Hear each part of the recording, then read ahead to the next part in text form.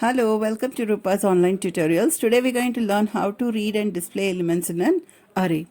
So this is asked for 5 marks for first PU students, and for second PU students many programs are based on arrays.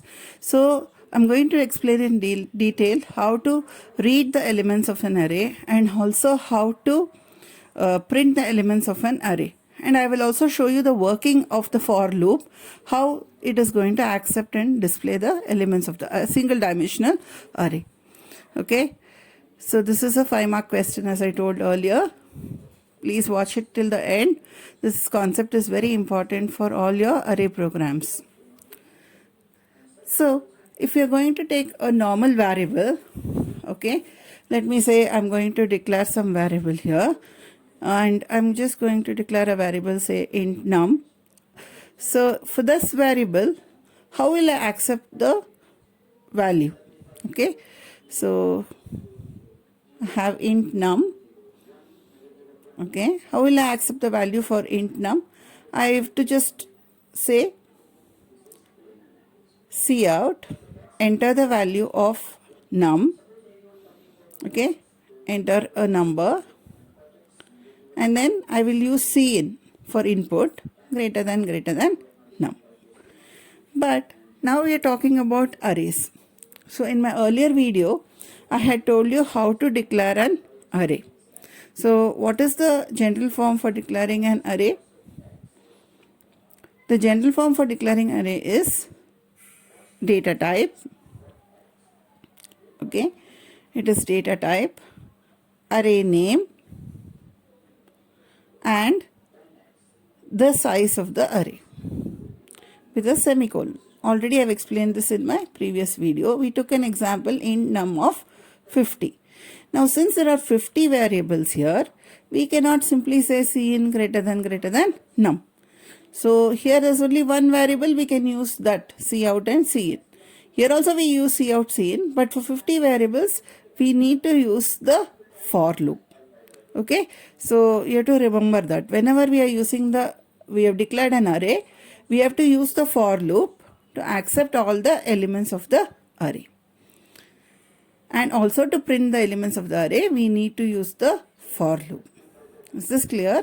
Now let us write the program, and as we are writing, we will explain the different elements of how to accept and display the elements of an array. So I start with hash include iostream.h.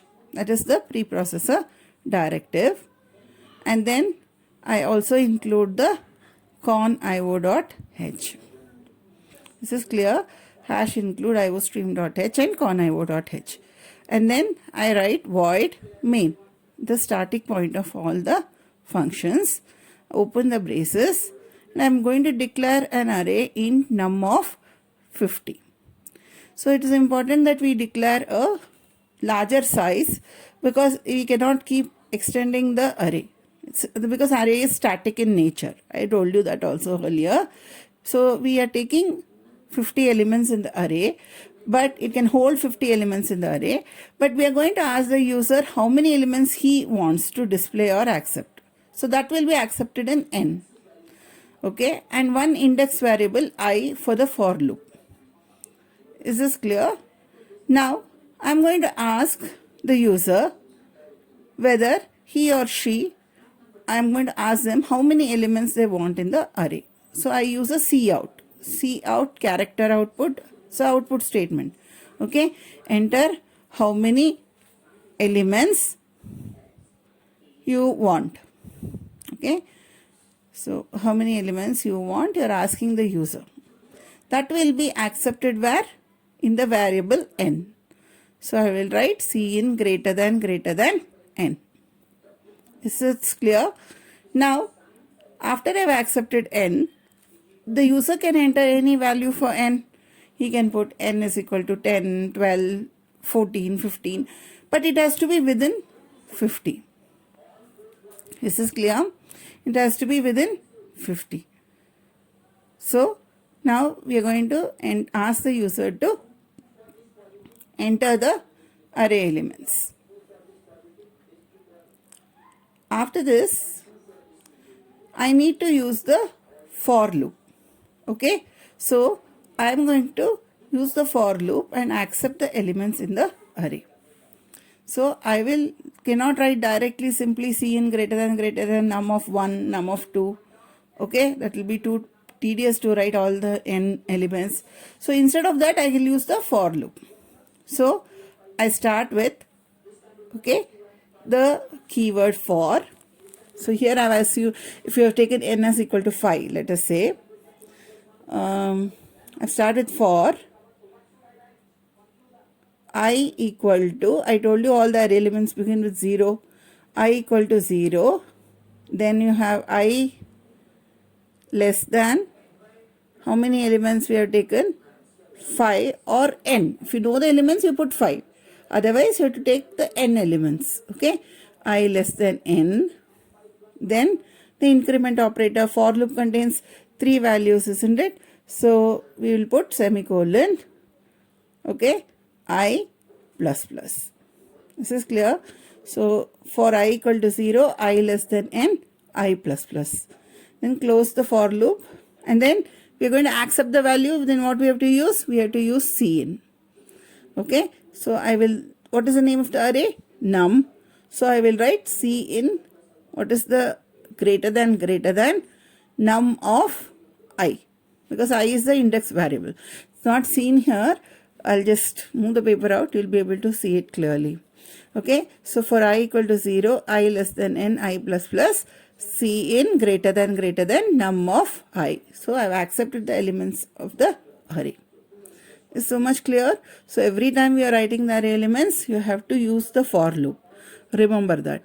Now we are going to, after we have accepted, we have to show those elements to the user. We cannot simply start like that. So I have to display the elements. So you have to remember, Cin input, Cout output. So I'm going to just put a statement here. The array elements are, okay, I close the double quotes, and then I'm going to put the for loop again. Yes, so again, what are the 3 elements of the for loop? I will start the same thing. Since I is declared outside, I don't have to keep declaring I again and again. So I will say for I equal to 0, I less than n, I plus plus. And then it's an output. So I will write Cout less than num of, that's the name of the array, isn't it? Num of I. And then we close the main function. After this, I will just explain you now the working of this for loop. How we have accepted the elements of this array. Okay, so this is important. Okay, once you understand the for loop working, you can analyze any programs in your practical programs, isn't it? So please understand and do programs. It becomes very easy then. Okay, so now we have the for loop here. For I equal to 0, I less than n, I plus plus, Cin greater than num of I. So I will write the same thing here, and I will tell you how the for loop works.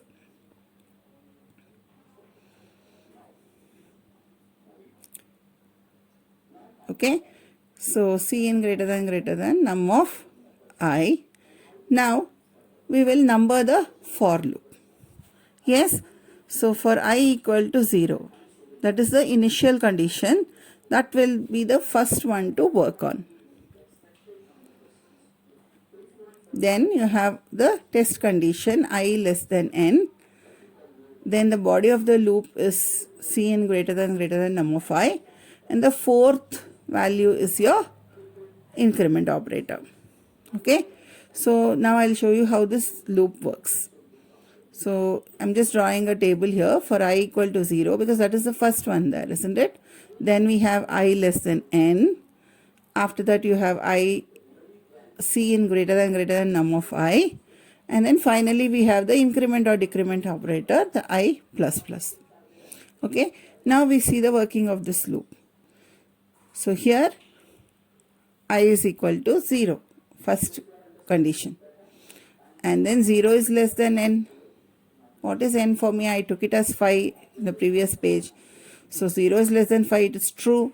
So it goes to the body of the loop, that is Cin greater than num of 0. And what is num of 0? we will just draw it logically in the boxes so that it is easy for you to analyze this loop. So you will write it as, okay, 0 to n minus 1. Because it is n minus 1, you have 0, 1, 2, 3, 4, because n is 5 for me, isn't it? So Cn greater than num of 0. You can put any value you want there. So I put here 50. Is it clear? And then I plus plus means what? It is I is equal to I plus 1. Okay.